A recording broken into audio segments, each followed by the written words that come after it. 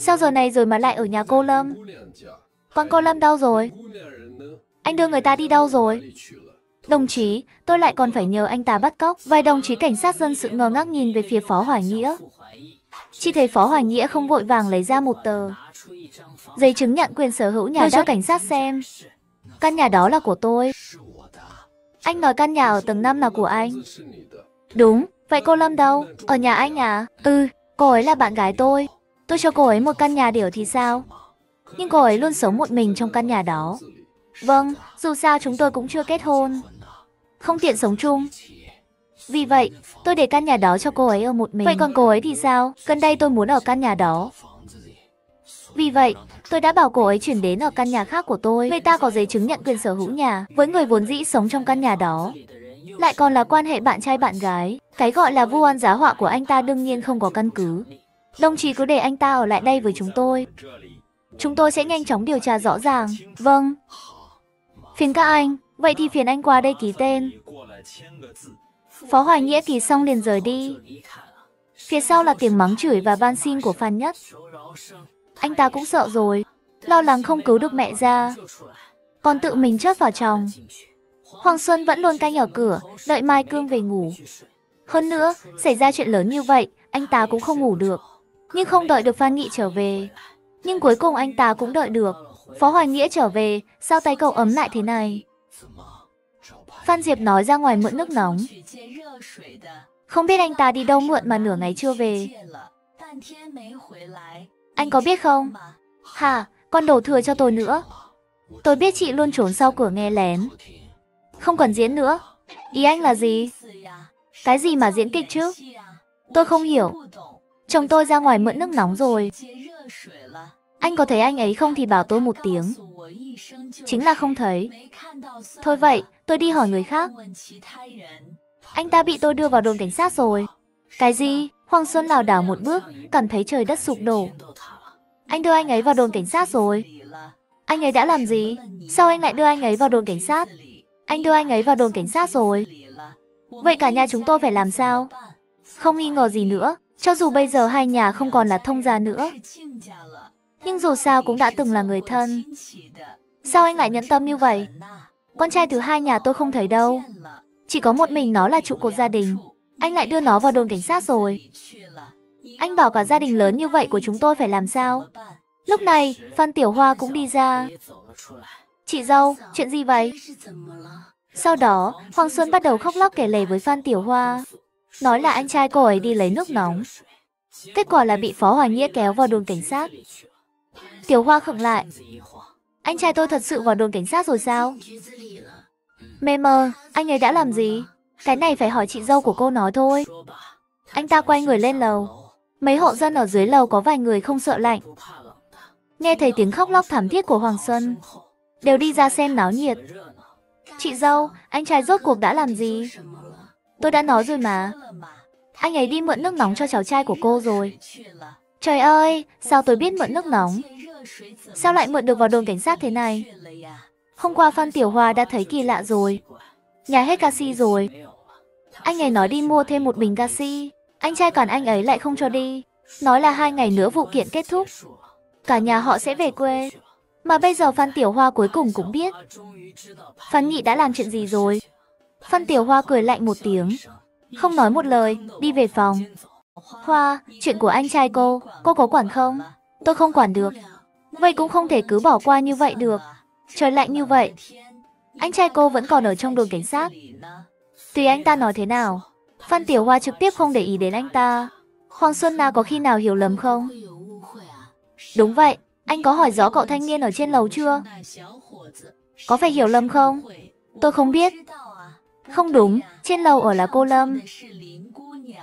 Cô Lâm không nhìn thấy. Sao anh ta lại xuất hiện ở nhà cô Lâm? Còn đưa chồng tôi vào đồn cảnh sát. Chẳng lẽ chồng tôi vô tình đụng phải chuyện gì? Nhìn thấy những thứ không nên nhìn, cho nên anh ta cố ý dẫn dắt như vậy. Phải biết rằng trong thời đại này, cho dù là quan hệ bạn trai bạn gái, nếu như trước hôn nhân đã làm chuyện sau hôn nhân, lỡ mà có con ngoài ý muốn, ít nhiều cũng bị người đời gièm pha đến chớt. Tôi nhớ họ đang hẹn hò. Mấy hôm trước tôi gặp họ cùng nhau ăn sáng ở dưới lầu. Hẹn hò cũng không thể sống chung được chứ. Dù sao họ cũng chưa kết hôn. Cái này thì đúng. Vậy thì có lý. Phần lớn là lúc đi mượn nước đã nhìn thấy gì đó. Mọi người xôn xao một hồi. Lâm Ngọc Giao vẫn luôn trốn sau cửa nghe lén. Vốn dĩ cô ấy không định ra ngoài. Nhưng nghe Hoàng Xuân nói năng lung tung, làm nhục danh tiếng của cô ấy cũng không thể không đứng ra. Lâm Ngọc Giao trực tiếp mở cửa ra, nhìn chằm chằm Hoàng Xuân. Nhìn thấy gì rồi? Sao cô lại từ đây đi ra? Mê mông, tôi từ đây đi ra có vấn đề gì sao? Vậy Phó Hoài Nghĩa ở trên lầu? Đúng vậy, tôi đã đổi nhà với anh ấy. Đổi được mấy ngày rồi. Cô không biết sao? Nhà này còn có thể đổ lung tung sao? Mấy hôm trước trời mưa, trên lầu có chỗ bị dột. Hơi lạnh, anh ấy thương tôi nên mới nói đổi cho tôi. Vừa rồi những người xem náo nhiệt đoán mò lung tung. Nghe thấy lời giải thích của Lâm Ngọc Giao, vài người ngại ngùng cười trừ. Thì ra là như vậy. Bạn trai cô cũng khá chu đáo đấy. Tầng trên cùng đúng là lạnh hơn. Đàn ông không sợ lạnh. Để anh ấy đổi cho cô. Như vậy là đúng. Thấy rõ là không thể vu oan được. Hoàng Xuân im bặt. Tôi nói Hoàng Xuân A này, cô vẫn nên hỏi rõ ràng rồi nói sau đi. Đừng có đoán mọ lung tung. Bác nói đúng. Em đã không hỏi được Tâm Nhi rồi. Tôi chỉ có thể ngày mai dậy sớm đi hỏi. Hỏi chuyện này. Đã nửa đêm rồi. Mọi người về ngủ đi. Vâng vâng, giải tán hết đi. Về ngủ đi. Hoàng Xuân nhìn Lâm Ngọc Giao. Gượng gạo nở một nụ cười còn khó coi hơn khóc. Về rồi, Tiểu Hoa. Cô nói phải làm sao đây? Tôi hỏi cô lại không nói. Con dám hỏi tôi phải làm sao? Tôi thật sự không biết. Chuyện này còn phải hỏi anh trai cô. Vậy thì hỏi anh trai rồi nói sau. Mau đi ngủ đi. Có chuyện gì ngày mai nói sau. Ngốc, giờ này còn ngủ được sao? Trời ơi, tôi thật khổ. Sao lại gặp phải cái gia đình các người thế này? Con kêu khổ. Tôi mới khổ. Sao tôi lại đầu thai vào nhà họ Phan? Gặp phải cái gia đình như các người. Không có một ai đáng tin cậy. Bên này, Phó Hoài Nghĩa nghe thấy dưới lầu không có động tĩnh gì, liền đến chỗ Lâm Ngọc Giao. Sao anh lại đến đây? Sao anh vẫn còn giữ chìa khóa? Đồ lưu manh, tôi đến xem anh có chuyện gì. Cái tên Phan Nghị đó đã làm gì? Anh đưa anh ta vào đồn cảnh sát rồi. Khoan, hãy nói đến anh ta. Tối nay em có thể ở lại đây không? Không được, vừa rồi anh không nghe thấy người ta nói khó nghe thế nào sao? Chuyện này mà truyền ra ngoài sẽ không tốt cho danh tiếng của cả em và anh, có khi còn ảnh hưởng đến công việc. Cái nhà đối diện đó chỉ mong tìm được lỗi của anh thôi. Cứ lén lút đừng để ai biết là được. Anh đừng có ôm cái suy nghĩ may mắn đó, như vậy là không tốt đâu. Anh nhịn một chút, em ngủ dưới đất được không? Tuyệt đối không được. Mau đi đi. Phó Hoài Nghĩa lo lắng sẽ chọc giận cô ấy nên chỉ có thể rời đi. Thường xuyên ngủ lại nhà bạn chiến hữu. Vị hôn thê sau khi biết sự thật đã nhất quyết đòi hủy hôn với anh ta. Nhưng người đàn ông lại hối hận. Hôm đó, Lục Giang Đình chặn Phó Hoài Nghĩa lại có chuyện. Tôi biết anh và Ngọc Giao đã quen nhau. Mê mơn rồi sao? Cô ấy là một cô gái tốt. Là tôi có lỗi với cô ấy. Nộ Giang Đình thở dài một hơi. Đột nhiên ngẩng đầu lên. Nước mắt chảy ra từ khóe mắt. Đời này tôi và cô ấy hữu duyên vô phận. Anh đối xử tốt với cô ấy nhé. Lúc này, Lục Giang Đình đã nước mắt lưng tròng. Nói xong liền vội vã rời đi như chạy trốn. Thật sự không nỡ rời xa cô ấy như vậy sao? Lúc trước sao không biết trân trọng. Ngày hôm sau ra tòa, vụ án của Tâm Nhi có lẽ sẽ kết thúc ở phiên sơ thẩm. Quyết định hình phạt cho nhà họ Vương. Phan Tiểu Hoa và Hoàng Xuân sáng sớm đã đến. Đến đồn cảnh sát tìm Phan Nghị. Anh hai, em hỏi rồi. Anh sẽ bị tạm giam 3 ngày. 3 ngày thì 3 ngày.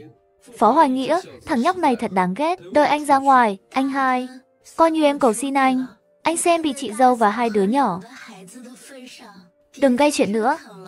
Con nhỏ chất tiệt, tao về nhà mẹ đẻ cũng bị tống vào đây. Mày còn bảo tao đừng gây chuyện nữa. Rốt cuộc mày là phe nào? Phó Hoài Nghĩa có coi trọng mày đâu. Mày đừng có bênh người ngoài. Hảo hảo, vậy anh cứ gây chuyện đi. Xem ra 3 ngày không đủ, phải nhốt anh 3 năm mới đúng. Con nhỏ chất tiệt, mày không giúp tao thì thôi, con nguyền rủa tao. Tao thấy mày ngứa đòn rồi hả? Anh hai, tình anh thật giống mẹ. Con vịt trước còn cái. Đâm đầu vào từng nam cũng không chịu quay lại. Anh chỉ biết người ta đưa anh vào đồn cảnh sát. Anh đã làm gì?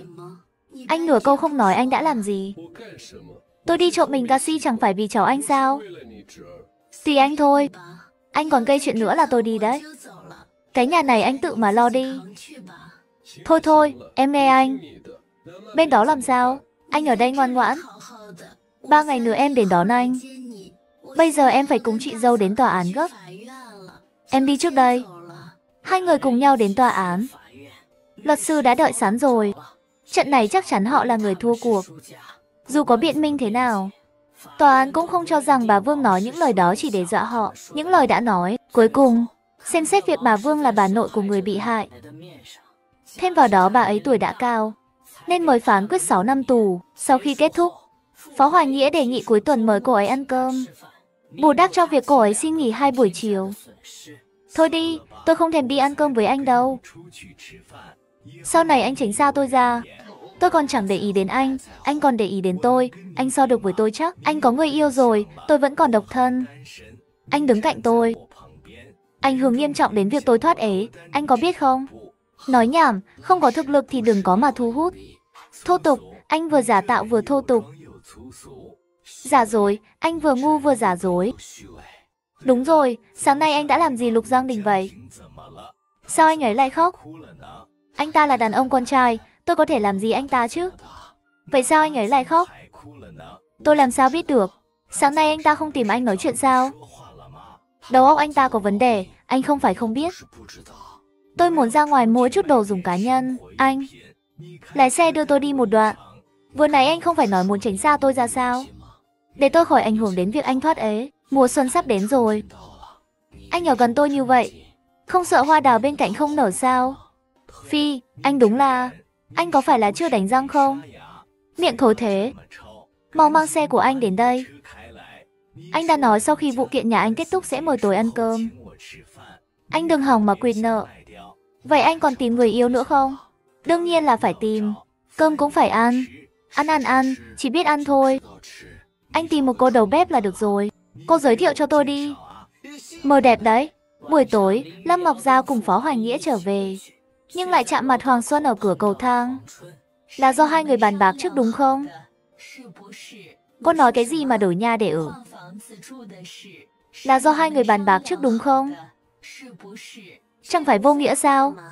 Nếu không bàn bạc trước thì đổi được sao?